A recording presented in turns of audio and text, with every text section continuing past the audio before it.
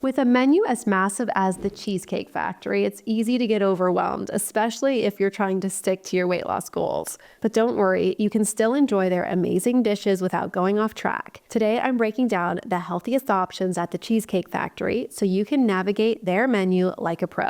I'll walk you through how to make choices that keep your calories in check while still indulging in all of the deliciousness. If this is the first time you've seen me or clicked on one of my videos, I'm Dr. Ashley, a weight loss expert, registered dietitian, PhD nutritionist, and the founder of PhD Weight Loss, where we've helped over 7,500 people drop over 260,000 pounds across the US. My goal is to help you get the science-backed information you need to actually drop this excess weight, keep it off, and live your best life possible. Remember to subscribe to my channel, give this video a thumbs up if you like it, and hit the notification bell so you never miss a new video. Let's start by tackling some of my top picks. So number one is the grilled salmon. It's a dish that's a great source of protein with healthy fats, but you can make a few tweaks to make it a little bit more perfect. So what you need to do is ask for the salmon to be grilled and ask if it can be grilled with butter and seasoned with herbs. This simple request avoids any of the hidden sugars or unhealthy oils that can sneak in from the kitchen. Instead of the usual starchy sides, maybe like potatoes or rice, request extra steamed or sauteed veggies. The grilled salmon and steamed veggies will give you about 40 to 42 grams of protein, which is great. Remember, for a dinner or lunch, we're looking up for about 30 to 40 grams of protein, give or take a little more or maybe a little less depending on your gender, body size, and goals. Number two is the chicken Caesar salad. Salads can be so deceptive. They sound healthy, but those sneaky toppings and the dressings can add so many unnecessary calories and carbs.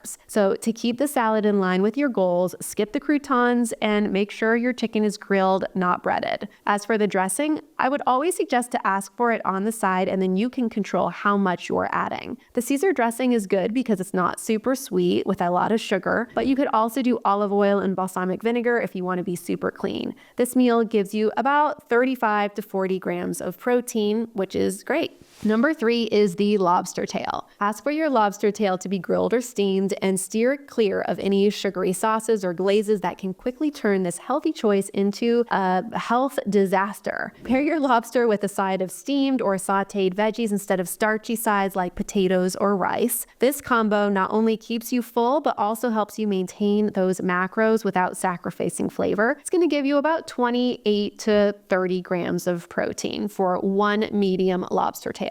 Another great option is the herb-crusted salmon salad. It's a good salad, mixed greens, a generous portion of herb-crusted salmon, packed with omega-3s, which is great. You want to be aware of those dressings again. They're often loaded with sugars and unhealthy fats. So if you want to keep things super clean, you could skip the standard dressing and opt for olive oil and vinegar or fresh lemon. The salad will give you about 40 to 45 grams of protein, so another great option. If you're craving something heartier, you could consider the bone-in ribeye. It's a good steak. It's a great choice because it's protein rich. I would suggest pairing it with a side salad, hold the croutons, and maybe some steamed veggies. You'll get about 60 to 70 grams of protein with this, which is more than a lot of people need. So if you're smaller and petite, you could cut that steak in half and bring the rest home. If you're a guy, taller, larger, on the 50 gram end of things, maybe 60 gram, you can eat the majority of it and maybe share a few slices with whoever you are enjoying your meal with. Another great choice is the seared ahi tuna. This one's a little bit lighter, but still packed with protein, usually served rare, and you could ask for a side of sauteed spinach or asparagus. You just want to avoid the soy-based sauces, which can be really high in sugar. Instead, you could do a squeeze of lemon or a dash of olive oil. You'll get about 30 to 35 grams of protein in this one.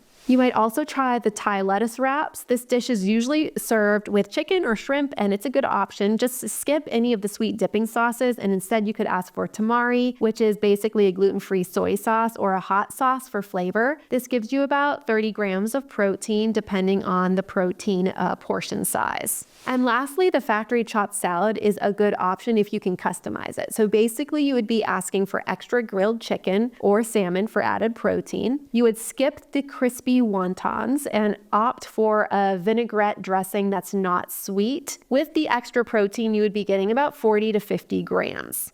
Dining out doesn't have to derail your progress if you plan ahead. One of the best things you can do, and this is advice that I give all of our clients at PhD Weight Loss, is to look up the restaurant before you go. Take a few minutes to plan your order so that when you go, you're not caught off guard and you're not tempted by impulse decisions. You want to have a plan before you walk into the restaurant, so much so that you don't even have to look at the menu. Also, remember that you can customize. Most restaurants are so accommodating, much more so than you probably think, and they want you to have a great dining experience after all. Okay, guys, I hope that this helps you. Don't forget to subscribe and share this episode with a friend who could use a little dining out guidance. Drop your comments below on your favorite Cheesecake Factory meal. I'll see you next time.